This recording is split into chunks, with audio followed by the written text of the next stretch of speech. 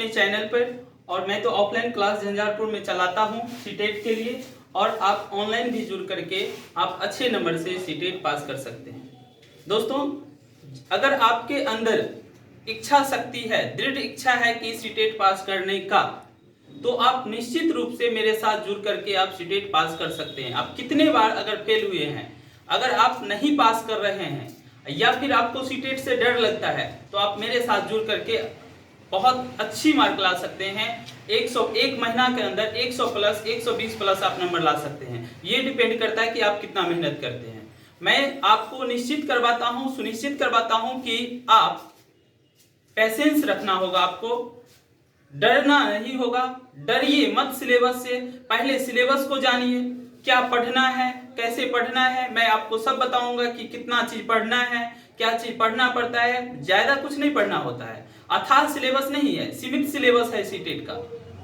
बहुत आसानी से बहुत कमजोर बच्चे भी पास कर सकते हैं। इसमें कोई जरूरी नहीं है कि ज्यादा आपकी बुद्धि हो, ज्यादा आपकी बुद्धि लब्धि हो तभी पास कर सकता है बच्चे।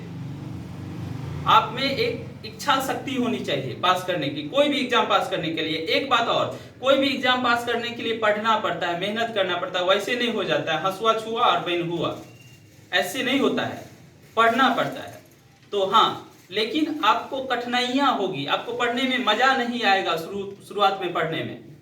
तो आप इसके लिए आप क्या कर सकते हैं कि 5-6 दिन 10 दिन आप लगातार पढ़िए। आपको एकाएक जब क्वेश्चन बनने लगेगा आपसे तो मजा आने लगेगा। आप क्वेश्चन को भी प्रैक्टिस कीजिएगा, साथ में वीडियो देख करके क्वेश्चन को प्रैक्टिस कीजिएगा। आपको जब मजा आने लगेगा तो आपको पढ़ने में भी मजा आएगा, क्वेश्चन बनाने में भी मजा आएगा। आपके अंदर एक इच्छा शक्ति, आप खुद कहिएगा कि नहीं मैं पास करके दिखाऊंगा। इसलिए दोस्तों चलिए हम बात करते हैं, ज्यादा समय न बर्बाद करते हुए हम बात करते हैं सीटेट 2022-23 जो कि दिसंबर 2022 में और जनवरी 2023 में एग्जाम होने वाली है। आपके पास अब समय ज्यादा नहीं है, 1 महीना है। पहले बात कर लेते हैं कि ये जो एग्जाम होती है वो कितना मार्क का होता है, 150 मार्क का। 150 मार्क्स होता है। इसमें आपके पास 150 क्वेश्चन भी पूछा जाता है। कितना? 150 क्वेश्चन भी 150 होता है। अब इस 150 जो क्वेश्चंस हैं, इसमें कहां से क्वेश्चन पूछा जाता है, सबसे पहले हम लोग ये बात कर लेते हैं। इसमें जो पहला जो आपको पढ़ना पड़ेगा, ये सीडीपी पढ़ना पड़ेगा। क्या?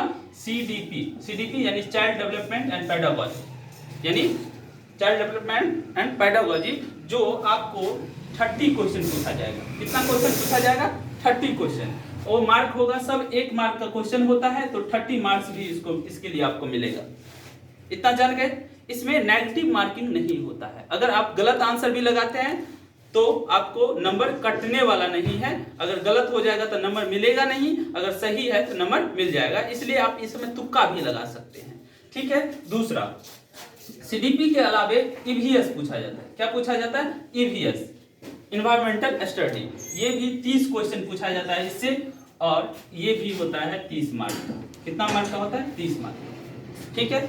उसके बाद तीसरा जो पूछा जाता है वो मैथ पूछा जाता है। क्या पूछा जाता है?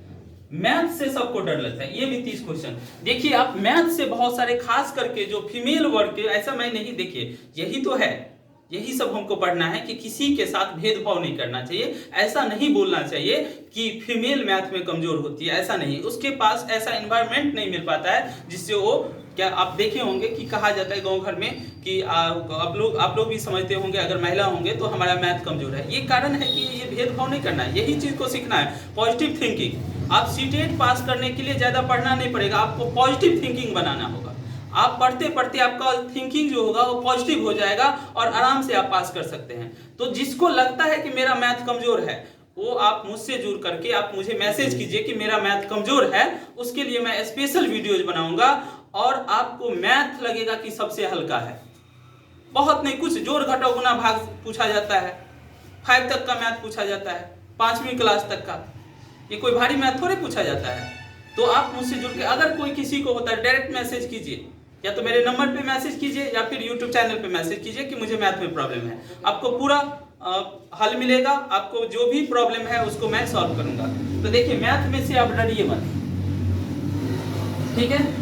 मैथ 30 मार्क का पूछा जाता है, और इसके अलावे 2 लैंग्वेज से पूछा जाता है। या तो आप हिंदी इंग्लिश रखिए, या हिंदी संस्कृत रखिए, या हिंदी उर्दू रखिए, या जो भी भाषा है वो आप रख सकते हैं। तो तीसरा जो होगा चौथा जो होगा एक लैंग्वेज 1 होता है और एक होता है लैंग्वेज 2। ये दोनों जो है ये 30 मार्क्स का पूछा जाता है। ये भी 30 मार्क्स का, ये भी 30 मार्क्स का। टोटल मार्क्स कितना हो गया तो जोड़ करके देख लीजिए तो कितना हुआ 150 होता है। और नंबर ऑफ क्वेश्चन इससे भी 30 पूछा जाता है और इससे भी 30 पूछा जाता है। नंबर ऑफ क्वेश्चन भी कितना हो जाएगा 150। ये जान गए। समय कितना दिया जाता है तो समय दिया जाता है वो भी कितना 150 मिनट। 150 मिनट्स दिया जाता है आपके पास। तो ये टोटल हो गया 2 घंटा है ना, 2.5 घंटा हो गया। कितना हो गया 2.5 घंटा। तो आपको समय मिलेगा 2.5 घंटा, यानी एक क्वेश्चन के लिए 1 मिनट। बहुत ज्यादा समय। आपको लगता होगा कि बहुत कम समय देता है, नहीं, बहुत ज्यादा समय। आप 10 सेकंड में एक क्वेश्चन को सीडीपी को सॉल्व कर सकते हैं। मैं बताता हूँ, मैथ बनाने में थोड़ा आपको 1 मिनट लग सकता है एक क्वेश्चन को। हो सकता है ऐसा कोई मैथ का क्वेश्चन हो जो आपको 30 सेकंड में बन जाए, 20 सेकंड में बन जाए, देखते हुए बन जाए, ऐसा भी क्वेश्चन होगा। तो आपको मैथ भारी लगता है तो हम लोग मैथ पर भी फोकस करेंगे। और सीटेट का एग्जाम पास करने के लिए या भी कोई भी टीचिंग का एग्जाम पास करने के लिए सबसे ज्यादा आपको फोकस करना पड़ेगा सीडीपी पर। किस पर? सीडीपी पर, यानी चाइल्ड डेवलपमेंट पेडागोजी। इसको आप पढ़ लीजिएगा तो निश्चित रूप से आप एग्जाम पास कर जाएंगे, इसमें कोई डाउट नहीं है। इसको आप अच्छा से पढ़ लीजिए और पास कर जाइए। तो हम लोग आज बात करते हैं कि सीडीपी में पढ़ना क्या है, पूछा क्या जाता है। ठीक है, तो चलिए दोस्तों हम लोग बात करते हैं कि सीडीपी में क्या पूछा जाता है। और एक एक करके सब पर जब वीडियो बनाऊंगा तो आज समझिए कि इंट्रोडक्शन हम लोग कर लेते हैं कि सीडीपी में क्या पूछा। जो 5 टॉपिक से क्वेश्चन पूछा जाता है सीडीपी से, ईवीएस से, मैथ से और 2 लैंग्वेज पेपर। उनमें से हम लोग सीडीपी को जान लेते हैं कि सीडीपी जो सबसे महत्वपूर्ण है, केवल आप सीडीपी पढ़ के पास कर सकते हैं। अगर आप सीडीपी पास कर लेंगे पढ़ लेंगे तो सीडीपी और कुछ आपके पास तो पहले से नॉलेज होगा, तो उस प्रीवियस नॉलेज से आप सीटेट को पास कर सकते हैं। तो ऐसा नहीं करना है कि नहीं पढ़ना है सब टॉपिक को, केवल सीडीपी को पढ़ना है। पढ़ना सबको है, लेकिन मैं एक बात बता दिया, अगर चाहेंगे आप तब। लेकिन अगर आप इसमें केवल पास कर सकते हैं इतना करने से। अगर अच्छा नंबर लाना है तो सबको अच्छी तरीका से पढ़ना होगा। तो पहले देख लेते हैं सीडीपी में हम लोग को पढ़ना क्या है। ज्यादा कुछ नहीं पढ़ना है। सीटेट के लिए देखिए सबसे पहले आपको महत्वपूर्ण मनोवैज्ञानिक को पढ़ना होगा। तो बहुत सारे बच्चे को ये नहीं पता होगा कि मनोवैज्ञानिक होता क्या है। तो मनोवैज्ञानिक वैज्ञानिक के तरह ही होता है, जैसे सामान्य वैज्ञानिक होते हैं वैसे ही ये भी वैज्ञानिक है। बट ये लोगों के क्या जो इमोशन को पढ़ते हैं, जो उसमें कॉग्निटिव होते हैं यानी संज्ञान होते हैं, संज्ञानात्मक उसके जो अंदर इमोशन है उसके बारे में ये जानकारी प्राप्त करते हैं। और इससे क्या करते हैं, इस पर स्टडी करते हैं, लोगों पर ये क्या करते हैं, लोगों के जो साइकोलॉजिकल डेवलपमेंट है या फिर उसके विकास वृद्धि कैसे होता है, कब होता है बच्चों में, लोगों में, कब किस स्टेज में, कितने उम्र में लोग क्या करते हैं, कैसा बिहेवियर होता है, इस सब के बारे में जो अध्ययन करते हैं उसी को तो मनोवैज्ञानिक कहते हैं। तो देखिए हम लोग को सीटेट के लिए हम लोग को मात्र सीटेट के सिलेबस में जो दिया है मात्र 3 मनोवैज्ञानिक, जीन पियाजे, लॉरेंस कोहलबर्ग और लेव वाइगोत्स्की। बट ये तो महत्वपूर्ण 3 है जो आपके सिलेबस में देखिएगा नोटिफिकेशन में जाकर के, तो इस तीनों के बारे में मनोवैज्ञानिक के बारे में हमको पढ़ना है। लेकिन अगर आप देखिए ये 3 को पढ़ करके आप क्वेश्चन बना सकते हैं सीटेट में। लेकिन अगर हम लोग को अगर ज्यादा अपने क्या करना है, डेवलप करना है अपने आप को, ज्यादा कुछ सीखना है, ये इससे क्या होगा तो आपको क्वेश्चन बनाने में मदद मिलेगा अगर सभी मनोवैज्ञानिक को आप पढ़ लेते हैं तो देखिए एक वेन हीलेवी मनोवैज्ञानिक है, इनको भी पढ़ लेंगे हम लोग। ये मैं पढ़ाऊंगा आप लोग को। सिगमंड फ्राइड है, थॉर्नडाइक है, स्किनर है, पॉलोव है, नोम चॉम्स्की को पढ़ेंगे, ब्लूम टैक्सोनॉमी को पढ़ेंगे, अल्बर्ट बंडुरा को पढ़ेंगे और कुछ मनोवैज्ञानिक सब हैं जिनके बारे में हम लोग पढ़ेंगे एक एक करके। तो आप लोग, मैं जो बता रहा हूँ कि आप लोग एक पैसेंस रख करके सबसे पहले आप लोग जीन पियाजे के बारे में पढ़ लीजिए, लॉरेंस कोहलबर्ग के बारे में पढ़ लीजिए और वाइगोत्स्की के बारे में पढ़ लीजिए। इसके बारे में पढ़ना क्या है हम लोग, तो ये मनोवैज्ञानिक सब अपना अपना कुछ क्या किए हैं, सिद्धांत दिए हैं। जैसे जीन पियाजे संज्ञानात्मक सिद्धांत दिए हैं। क्या दिए हैं? संज्ञानात्मक सिद्धांत। जैसे लॉरेंस कोहलबर्ग ने ये नैतिकता का सिद्धांत दिया है। नैतिक जो आप लोग बोलते हैं मोरल के बारे में, यानी कि नैतिकता के बारे में ये अपना सिद्धांत दिए हैं, यानी लॉरेंस कोहलबर्ग के नैतिक सिद्धांत। और इसके बारे में लेविगोत्स्की ये सामाजिक सिद्धांत दिए हैं, समाज से बच्चे कैसे सीखते हैं, समाज की जब पढ़ेंगे इस टॉपिक पर आएंगे, क्योंकि अगर मैं सबके बारे में बताने लगूं अभी तो ये वीडियो बड़ा हो जाएगा, इसलिए हम लोग देखेंगे। तो जैसे ये सब अपना कुछ सिद्धांत दिए थे, अपना स्टडी करके कुछ सिद्धांत दिए थे, प्रयोग किए थे, उस प्रयोग के अनुसार इन्होंने अपना सिद्धांत दिए थे, उसको हम लोग को पढ़ना है। वेन हीले को पढ़ेंगे, सिगमंड फ्राइड को पढ़ेंगे, थॉर्नडाइक को पढ़ेंगे, ये भी बहुत इंपॉर्टेंट है, वैसे पढ़ लेंगे। ये भी नोम चॉम्स्की भी इम्पोर्टेंट है, सब इम्पोर्टेंट है, बट ये तीनों बहुत ज्यादा इम्पोर्टेंट है, ये तीनों बहुत ज्यादा इम्पोर्टेंट है, इस सबको हम लोग को पढ़ना है। इससे क्या हुआ, ये इतना जानने से आपके मन में एक संतुष्टि मिल गया कि वो इतना ही पढ़ना है। आपको इससे पहले होता हो कि वो कितना को पढ़ना है, कितना को नहीं पढ़ना है, आपको पढ़ना है क्या, ये केवल 3 को, लेकिन चाहे तो आप इस सब को भी पढ़ सकते हैं।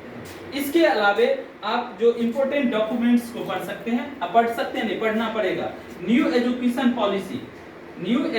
पॉलिसी NEP जो 2020 में लागू हुआ है अभी, उसको पढ़ना है, उसके बारे में अच्छा से पढ़ लेंगे। इससे बहुत क्वेश्चन पूछा गया था इससे पिछले एग्जाम में, और NCF से भी पूछा जाता है क्वेश्चन, एक तो क्वेश्चन इससे भी रहता ही है, NCF से, नेशनल करिकुलम फ्रेमवर्क से 2005 से, और RTE यानी कि राइट टू एजुकेशन से भी क्वेश्चन पूछा जाता है। तो इस सबको भी हम लोग को एक एक टॉपिक, सबको अलग अलग टॉपिक बना के पढ़ाऊंगा। आप चैनल पे बने रहिए। अगर आप ज्यादा जानकारी लेना चाहते हैं तो चैनल को सब्सक्राइब कर लीजिए, क्योंकि जब तक आप सब्सक्राइब नहीं करेंगे तो ये सब फिर आप इसका नोटिफिकेशन आपको नहीं मिलेगा। तो ये सब नोटिफिकेशन जानने के लिए आप चैनल को सब्सक्राइब कर लीजिए। और देखिए, ये मैं नहीं कहता हूँ कि ये सब केवल हमसे पढ़िए, जहां आपको जिस चैनल पे समझ में आता है वहां से पढ़िए, लेकिन मैं आपको निश्चित करवाता हूं कि अगर आप एक बार हमसे पढ़ेंगे तो जरूर आपको समझ में आएगा। एक बार नहीं आता है, 2 बार पढ़िए, 3 बार पढ़िए, 4 बार पढ़िए, 5 बार पढ़िए, निश्चित रूप से आपको समझ में आएगा। इसके अलावा आपको क्या पढ़ना है, तो CDP के जो महत्वपूर्ण टॉपिक सब हैं, जैसे विकास के बारे में पढ़ना है, जैसे वृद्धि विकास होता है कि बच्चों में वृद्धि कैसे होता है, विकास कैसे होता है, कब होता है, तो विकास की जो अवधारणा है और इसका जो अधिगम से संबंध है, लर्निंग, अगर आप BA DED सब किए होंगे तभी तो आप सीटेट का एग्जाम दे रहे हैं, तो पहले से आप पता होगा कि अधिगम क्या होता है। नहीं पता है तो यहाँ पर हम लोग जानेंगे कि अधिगम क्या होता है, विकास क्या होता है, इसके संबंध जानेंगे। इसके बाद बाल विकास के सिद्धांत, यानी बच्चों में विकास के जो सिद्धांत होते हैं उसको पढ़ेंगे।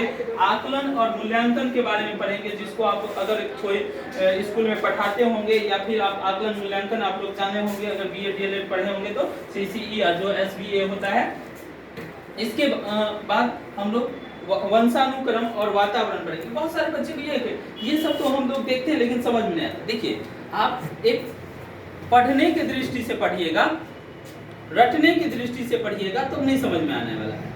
आप केवल क्या कीजिए कि समझिए, जैसे वंशानुक्रम है, इसमें कुछ नहीं पढ़ना है, इसमें वंशानुक्रम यानी वंश के बारे में पढ़ना है कि लोगों में कैसे उसके वंशज से गुण आते हैं, लोगों में कैसे उसके वंशज से गुण आते हैं, वंश का क्या इफेक्ट होता है बच्चों पे, यही तो पढ़ना है। इसमें केवल हमको बालक को पढ़ना है, बच्चे को पढ़ना है, बालक मतलब बच्चों को पढ़ना है, वो चाहे किशोरावस्था में हो, बाल्यावस्था में, बच्चों की अवस्था को भी पढ़ना है, बाल्यावस्था में हो या शैशवावस्था में हो, इस सब को भी पढ़ेंगे हम लोग। तो वंशानुक्रम और वातावरण यानी समाज का इफेक्ट बच्चों पे क्या पड़ता है उसको पढ़ेंगे हम लोग। शिक्षण विधि जो पढ़ेंगे, शिक्षण विधियां जो आप लोग पढ़े होंगे, बच्चों को कैसे पढ़ाएं, शिक्षण विधि, आगमन विधि, निगमन विधि, ये सब को पढ़ेंगे। समाजीकरण की प्रक्रिया पढ़ेंगे। व्यक्तिगत भिन्नता जो होते हैं लोगों में, अलग अलग लोगों में अलग अलग भिन्नताएं पाई जाती है, उसको पढ़ेंगे। बाल केंद्रित और प्रगतिशील शिक्षा को पढ़ेंगे।